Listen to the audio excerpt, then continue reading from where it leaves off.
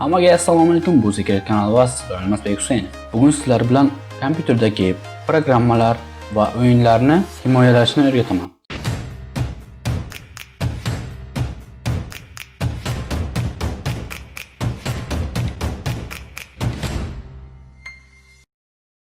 Yana qanday himoyalash? Programmalarga parol qo'yish yoki o'yinlarga parol qo'yish xuddi sizlarning smartfonlaringizda bo'lgani kabi kompyuterda ham xuddi shunday parollar qo'yish mumkin. Misol uchun smartfonda Apple shunga o'xshagan programmalar bo'lsa, kompyuterda ayrim bir boshqa programmalar mavjud. Ya'ni browserga kiramiz, Game Protector degan programmani skачать qilamiz. Bu programmaning silkasini albatta opsiyada qoldiraman. Bu megabayt ham turmaydi, 844 kilobayt. Bu programma uстановка bo'lgandan so'ng ochamiz. Demak, browser shart emas. Next, I agree, next, dalay, next, install. Demak, kutgandan keyin finish, okay. Mana. Bizga Game Protector hosil bo'ldi. Hozir bu yerda chiqmadi ikonka.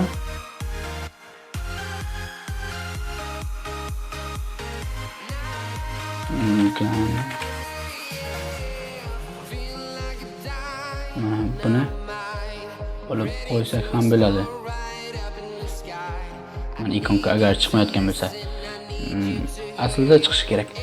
Xullas, Game Protector mana ikonka bu parollovchi dastur. Birinchi o'rinda biz qaysi programmamizni parol qo'ymoqchimiz? Oddiy programmadan boshlaymiz. Aslida programmani parollash uchun programmaning asosiy joylashuv joyini topish kerak. Windows C da bo'ladi albatta programmalar yoki programma files 86. Topishingiz shart. Buni qayerda joylashganini haqiqiy programma o'zi exe formatda joylashadi. Mana misol uchun Acrobat programmani men kod qilmoqchiman. Mana bu Acrobat, misol uchun PDF ochishingiz mumkin. Bunda hozir ochyapman. Bu programmasiz ochlyapti. Endi buni kodlash uchun mana bu openni ochdik va qidirib topdik. Открыть bosamiz va shu programmani silkasini bu yerda joylashtiriladi va biz parol qo'yamiz. 2 marta yozishimiz shart. 1 2 3 misol uchun men 1 2 3 degan parolni qo'ydim. Keyin yozib bo'lganimizdan so'ng protect bosamiz. Protectni bosamiz. Mana bu yerdagi OK tugmachasini bosamiz. Mana endi yana qaytib kiramiz. Shu Acrobat o'tirib. Mana bizdan parol so'rayapti.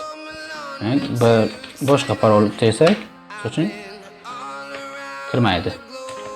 Mana misol uchun boshqa yana parol teramiz. Kirmaydi. Lekin yana o'zimiz parol desak, 1 2 3. OK. Va bizga programmani ochiladi. Bizga kerak emas programma. Agarda shu programmani yana parolsiz qilmoqchi bo'lsangiz, mana bu unprotect. Bu tarafni bir marta bosasiz, OK. Xuddi shunday. Endi bu boshqa programmani qilib ko'ramiz.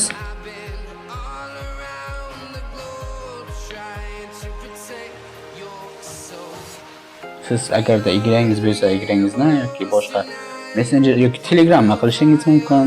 Keling, Chrome'ni qilamiz. Google Chrome. Bu yerdan Google mana OK, открыть. Chrome'ga ham keling boshqa parol qo'yamiz.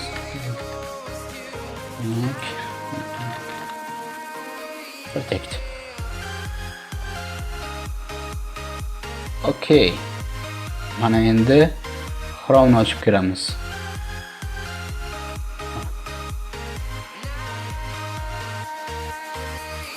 Ana bizga parol so'radi. OK, kiramiz. mana bizga Chrome'ga kirib berdi. Aytgancha menda bir igra bor, mana Among Us o'ynagan bo'lsa biladi. Igra misol uchun.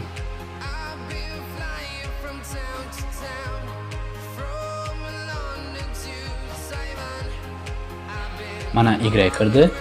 Demak, chiqamiz. Yo'q. Endi shu igrani ham parollab qo'yamiz kerak bo'lsa. Shuni ko'ramiz. Us exit format. Okay. Protect. Okay, o'sha parol qo'ydim. Endi protect bo'ldi. Qaytib kirsa agar parol so'raydi mana. 3 boshqa parol qo'ysa agar yo'q deydi. Lekin o'zimiz parolni tersak, o'zimiz qo'ygan parolni tersak, okay da kira boshlaydi. Mana kirdi.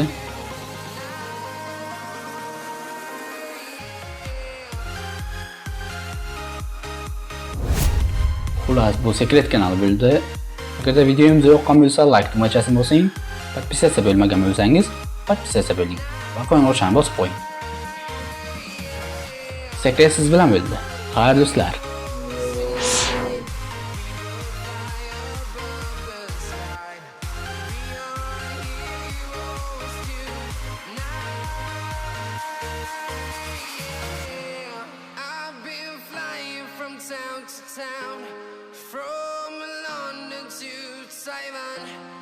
I've been all around the globe trying to protect your soul.